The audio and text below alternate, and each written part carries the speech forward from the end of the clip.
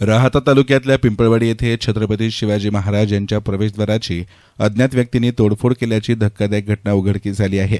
या घटनेमुळे गावात संतापाचं वातावरण निर्माण झालं असून ग्रामस्थांनी ग्रामपंचायत कार्यालयाकडे लेखी निवेदन देत दोषींवर कठोर कारवाईची मागणी केली आहे। सदर प्रवेशद्वाराचं उद्घाटन नामदार राधाकृष्ण विखे पाटील आणि डॉ सुजय विखे पाटील यांच्या हस्ते झालं होतं।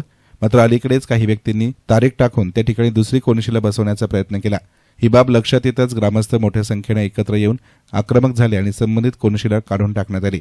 त्यानंतर पोलिसांशी संपर्क साधून ती कोनशिला जप्त करण्यात आली आहे।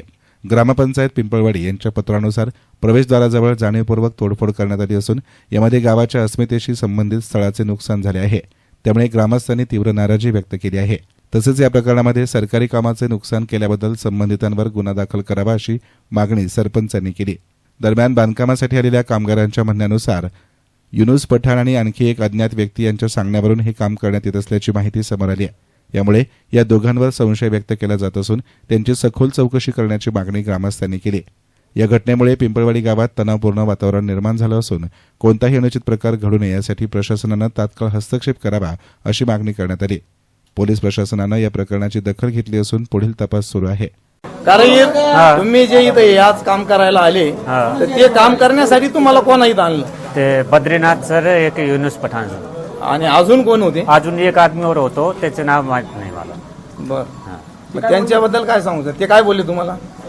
ते नंबर प्लेट डालने का बस, नंबर प्लेट डालने का। नहीं मराठीत बोल ना भाऊ।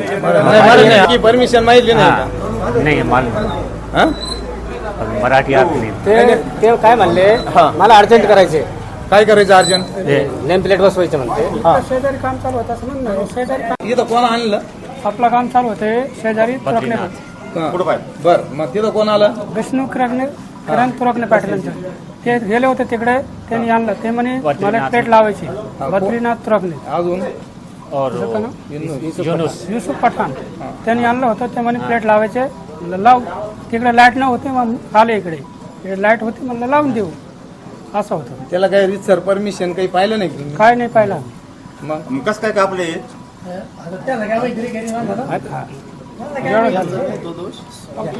बोला तुम्ही। चूक झाली माझ्याकडून, आम्ही आणले असं काम पुरं करून देतो।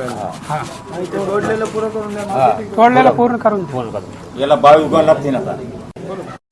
हे जे काम झालेलं आहे हे 99% आणि पूर्ण आमदार साहेबांचं आहे आणि त्यांनी ते आमदार साहेबांचे बोर्ड नाव टाकले, बाकीचे चुकीचे नाव टाकले खाली। आणि पहिलं उद्घाटन झालेलं आहे। आता दुसरं तीन आज त्याच्यावर तारीख आहे 19/3, तर ही चुकीची तारीख आहे आणि ते योग्य नाही झालेलं आहे। हा आजची 19 तारीख। आणि हे जे झालं हे गावाच्या विरोधी आणि ते आमदार साहेबाचे माणसं नाही, आमदार साहेबाचे फक्त आमचे सरपंच विक्रम तुरकणे पाटील यांनी पूर्ण विशीचं काम पूर्ण केलेलं आहे, ते पुतळेचं पूर्ण काम केलेलं आहे। आज आमचं वैभव पिंपळवाडी गावचं एक ऐतिहासिक भूषण आणि त्या ठिकाणी काही नौटंकी लोकांनी आमच्या या भूषणाची तोडफोड केली। त्याबद्दल आम्ही सर्व ग्रामस्थ या ठिकाणी पहिल्यांदा निषेध व्यक्त करतो।